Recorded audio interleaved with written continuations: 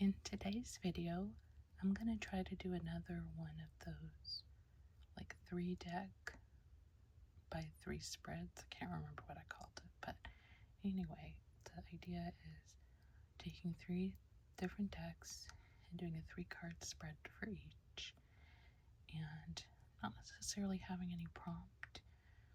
You as the viewer can decide that for yourself, whether you want the 3-card bowl to be past, present, and future, or you want to ask a particular question. I leave that open to you. I think in my previous video, I said I wasn't going to sort of insert my own interpretation. I will try not to do that. I was not successful in that one. If I notice something that's particularly calls out to me, I might mention it, but otherwise what I'll do is I'll lay out the 3 cards for each deck. So I'm going to use the Cosma Visions Oracle, the Southern Gothic Oracle. Actually, they're all Oracle decks, and the Bloodlands Oracle. I tried to pick these sort of 3. They're kind of they feel more a little otherworldly to me. Kind of not dark or light, just kind of more mysterious. So I'll start with Cosma Visions, do that spread, read the readings for that one, then the Southern Gothic Oracle, and then the Bloodlands Oracle. And yeah, so, and if you watch this video and you want to see something else, something different, I'm always open to suggestions. I do this for my own enjoyment, and hopefully those who see these get something out of it as well. So I'd like to do what people would like to see. All right, so let's go ahead and get started. I'm gonna pull from the Cosma Visions Oracle. Let's see. I'm trying to put the box somewhere where I don't just knock it over everywhere. If you've seen some of my other videos, you know I'm a little clumsy. All right.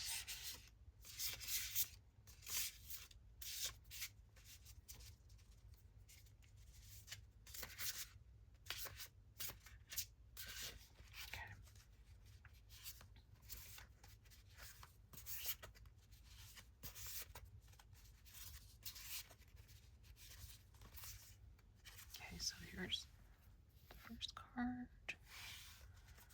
then the second card, and the third card.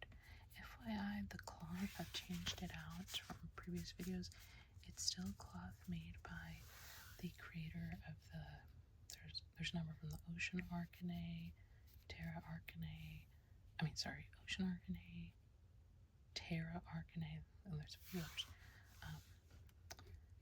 I'll try to remember to put a link, not just to the cards that I use in the, sorry, I'm trying to change the lighting, in the spreads, but also to her shop in case you like the background.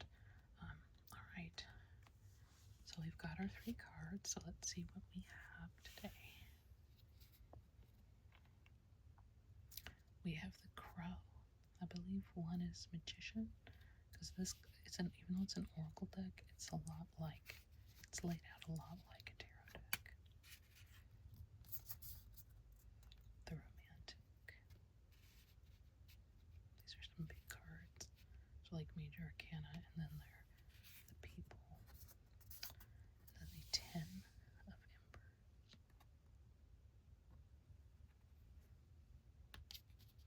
Let me hold these up a little closer too so you can see them. It's the Crow.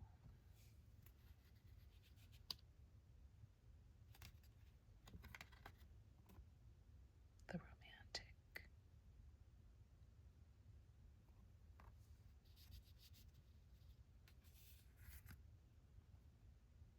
The 10 of Embers.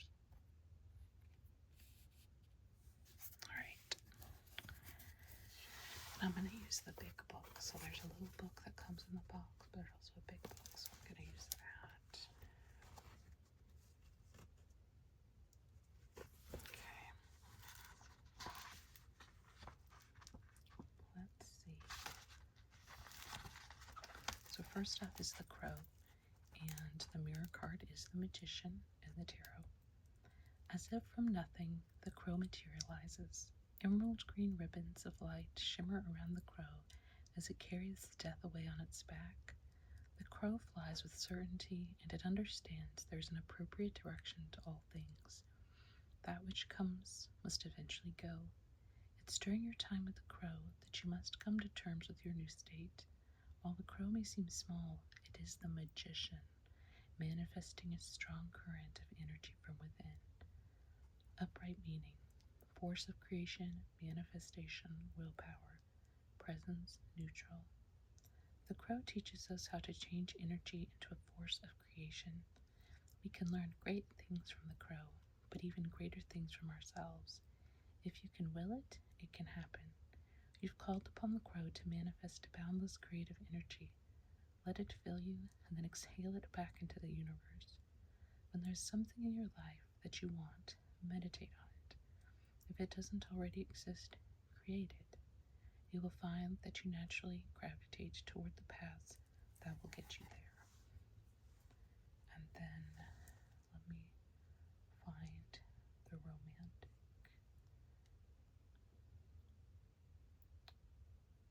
And the romantic is part of a group of minor arcana in Cosma Visions called beings. And let's see.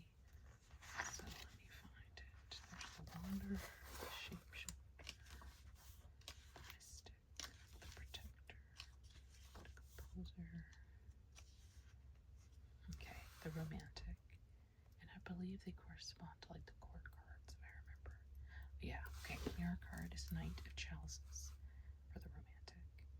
A despondent woman lounges in a golden vessel as she stares deeply into her own reflection, caught in another crippling wave of love.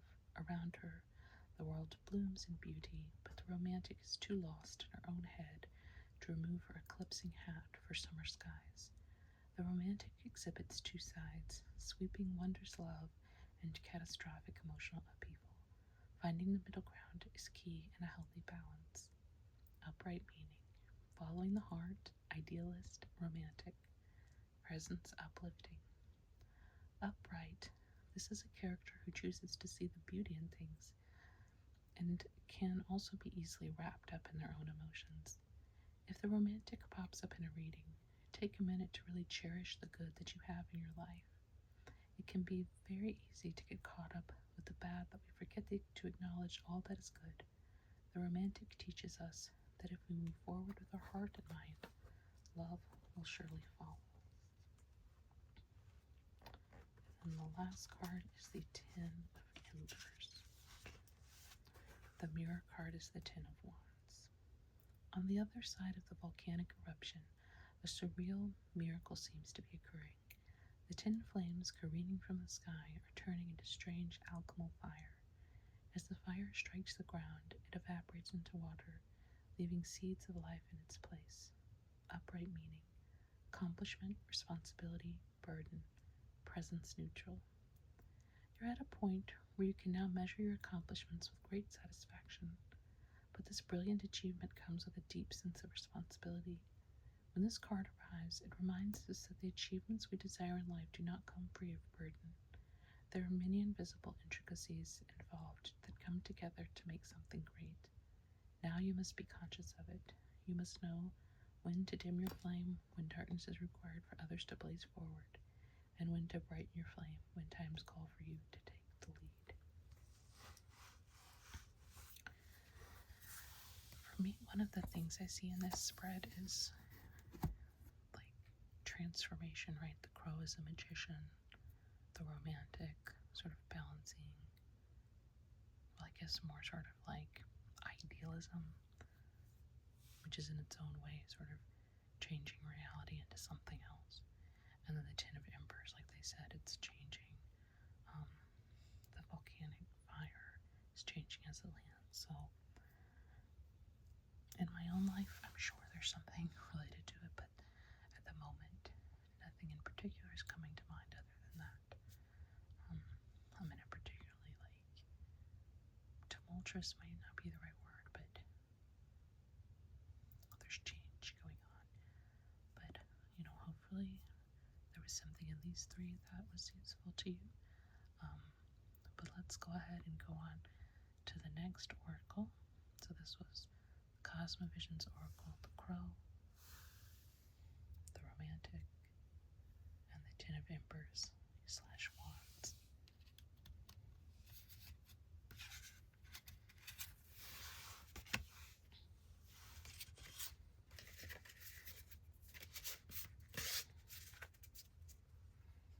So just give me a moment as I put this away.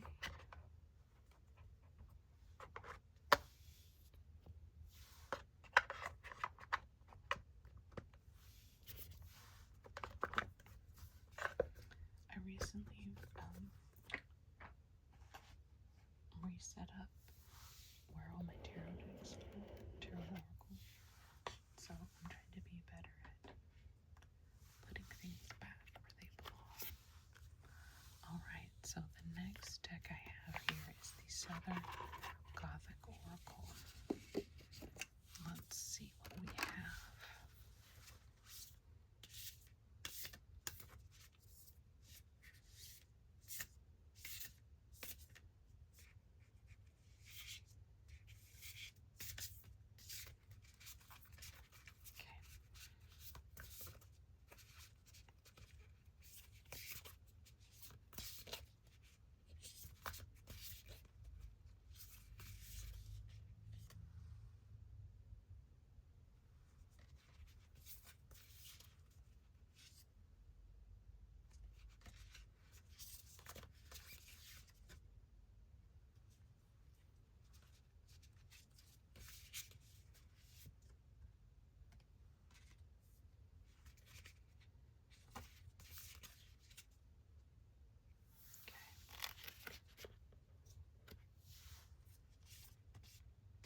And I accidentally pulled a fourth card, so I'm going to go ahead and keep that in here.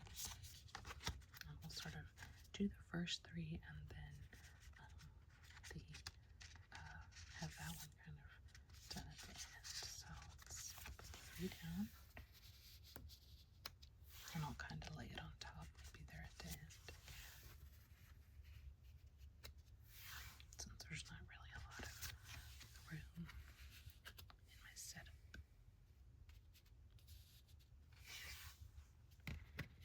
Okay, so let's go ahead and see what we have. We have the Possum, Diversity, Plurality.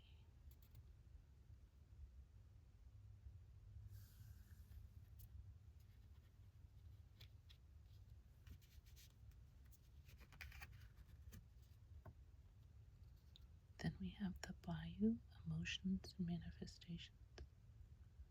One of the things I like about this deck is I'm originally from a part of the country with bayous, so it really speaks to where I'm from. The Cicada is our third card, Metamorphosis and Life Cycle. Alright, so let's see what we got.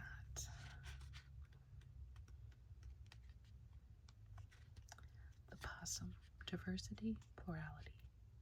Every American state seems to have at least one legend of a mythical being lurking in the woods at night, like Sasquatch or the Boo Hag.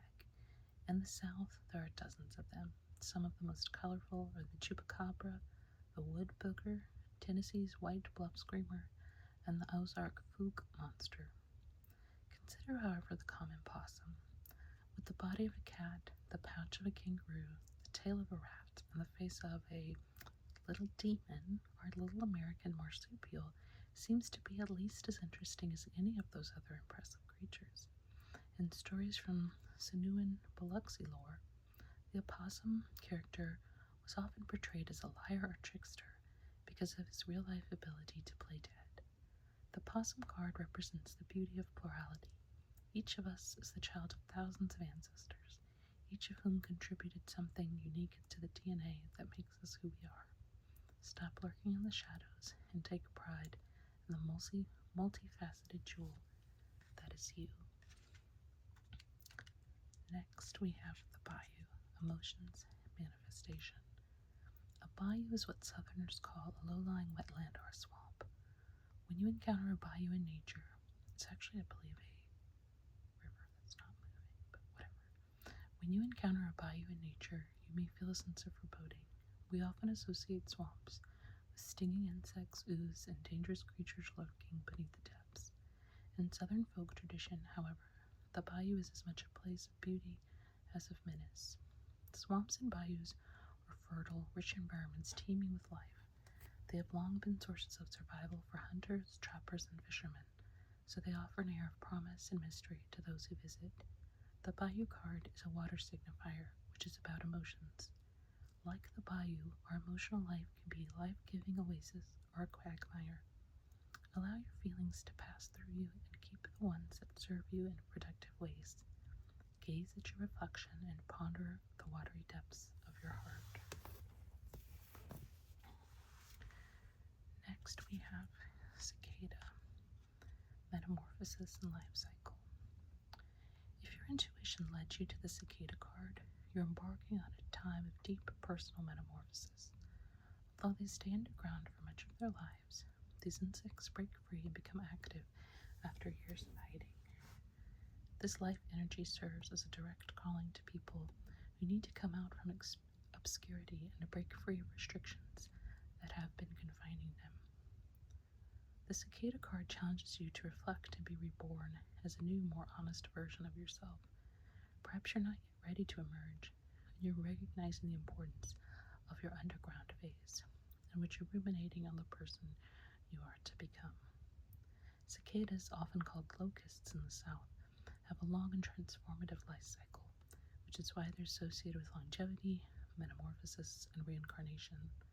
They wait for years for the opportunity to emerge. So if you are a late bloomer, recognize that your emergence is never at the wrong time. That's a really great thing to remember. And I think in my case particularly, or for me, in my particular case, I'm getting older. Let's see, I wanted to see if this was a regular cicada or a periodical cicada. I guess it's a periodical cicada. Periodical cicada's eyes are a certain color. That's actually how you can tell them apart. I don't know if that matters. But I was just thinking of it because where I currently live, we had them come out this past year and it was really amazing. So anyway, that's the possum, diversity, plurality, the bayou, emotions, manifestation, and the cicada, metamorphosis and life cycle. And I said that I had sort of accidentally pulled a fourth card, and that is Black Coffee, Shadow Work, and Awakening. I'm just going to set that over by you. 27. Alright.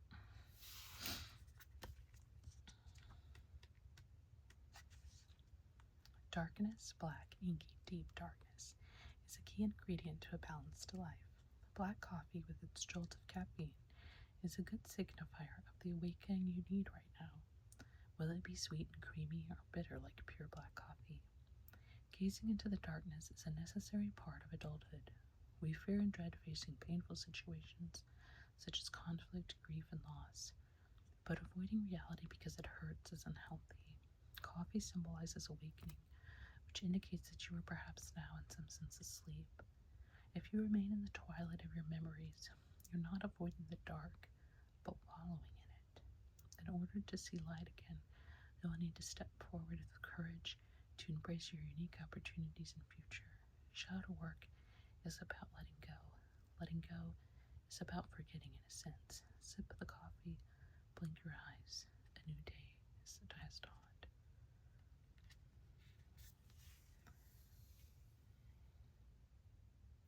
So again, I don't have any particular insights, but hopefully something in this spread speaks to you again. The possum, diversity, plurality, the bayou, emotions and manifestation, cicada, metamorphosis, life cycle, and black coffee, shadow work, and awakening.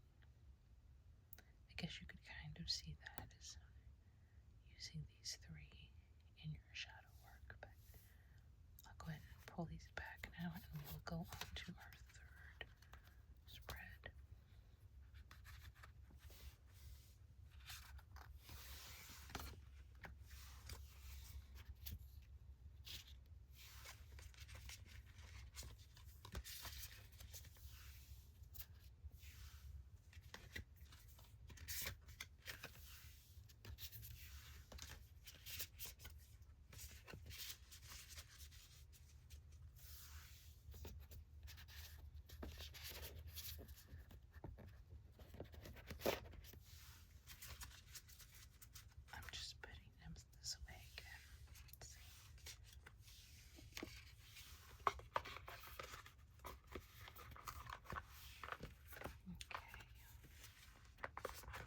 So the third deck today is the Bloodlands Oracle, which I know is a favorite. So let's see. That was my finger on the bottom. Part of me did pull it for that reason, but the bigger part of me pulled it because I felt like it, like I said earlier, it went with this sort of feeling to me of like mystery, like not quite darkness. The kind of mystery that is darkness, you know what I mean? Like, or the mystery within darkness. So darkness not as something to be afraid of, but like darkness is something to be alert within, and recognize that you're searching for something, or something might be searching for you, right? I don't know, just thinking off the top of my head. 1, 2, 3, 4, 5. I mentioned in a previous video, this is arbitrary. I decided to take 2025 and use the 5 as when I cut a deck, I'll cut it 5 times. So here's card 1, card 2, and card 3.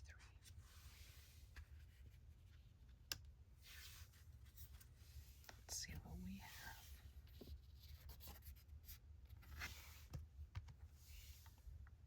We have Shadow.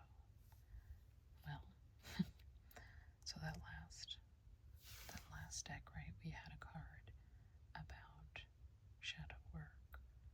So, and obviously this deck deals with literal darkness in terms of the color scheme. I have these all upside down. The Caldera, which I feel like I get a lot, but maybe that's in my mind. And if I'm gonna sort of pull these back together, so shadow really ties to that last spread, right? Because we saw the black coffee about shadow work. The Caldera kind of harkens back to the first spread where we saw in the Ten of Embers, right? So a caldera is like an old volcano, or like a mega volcano. And then what do we have here? Darkness. Which, like I said, I like that this is actually the very last card of all 3, because that's what I was just talking about, right? Like, I was looking for decks that would come together. It's like a dark deck, but not dark in the like I don't know, skeletons, and not dark in like the darkest part of our soul, but more just sort of like when we are in darkness, or we are searching. And shadow work is part of that, but not necessarily. I didn't pick these decks in order to explore the dark parts of our shadow, I guess, as much as just the parts that are unseen to us. So, first card, Shadow. And I'm not doing any reversed, as you can see. Mindfulness, effect, I always mix those up, thoughtfulness. Our shadow is a distorted version of ourselves, the intrusive shape of us that is cast across our surroundings and across others. Our movements, actions, and body language follow us in an intangible form, shading anything it touches. When we are exposed in the light, our shadows fall. It follows our steps, mimics us, exposes our every move. The shadow card asks us to understand that what we do in our lives leaves a trace across other things. The light of truth is shining on you. It's time to tread carefully and mindfully. Then we have the Caldera. Incarnation, healing old wounds, purification. In the vent of an ancient volcano, soil collapses slowly into the hole, creating a circular crater. In some rare cases, groundwater will filled the depression, forming a small lake inside the cone. Filtered through volcanic rock, the water's vibrant and deep blue and considered sacred in cultures around the world. The Caldera card asks us to find an old wound in our lives and transform it into a sacred site. What will you feel? What will you fill with the deepest blue? And then the last one, for darkness. Danger, vigilance, a vulnerable state. When night falls and the world dims, we lose our bearings. Clear paths are lost, pitfalls are unseen. Creatures of the night could be all around, and we could be unaware. When light fades from our senses, we are exposed. Unknown things creep up in the dark. The darkness card finds us at the moment of blindness to possible dangers. It's time to sit tight and wait it out. Find shelter, guard yourself, and wait for daylight to return. And it actually says, this is interesting. At the bottom it says, these feelings return from the past if read with the shadow card. So let me go back. Okay, so interesting. There's almost like a full circle here. If I understand it right, it's not then talking about. It's talking about things from the past that are sort of created this feeling of darkness. I like in this one, like I said, both the harkening back with the shadow and the caldera to those other two spreads, but also like the sort of, well, like the darkness and shadow came together in this deck, like in his book. But also I really like the thought that called lakes within a caldera are sacred, and sort of thinking about how that in some ways like transcends the darkness, and trying to think about like what might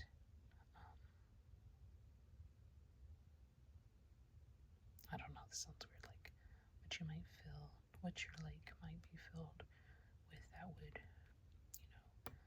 bring light. Like maybe the lake, it's a clear night and the lake is reflecting the stars from the darkness, so transforming the darkness into something beautiful, into something that, the reflection of the darkness is actually light. That makes sense. Which I guess is again going back to the shadow or shadow work. So even though with the first spread I felt a little like I don't really know where to go with this, I actually like this. It's only the second time I've done this. This 3-card spread, but I like that here in the end it kind of comes together, like full circle. So anyway, hopefully you got something out of one of the spreads, even if it's just one of the cards, or maybe the whole thing together. Or maybe you just saw a deck you like and now you want to go get the deck. I don't know. But hopefully this video was helpful to you in some way. And I hope to see you again soon.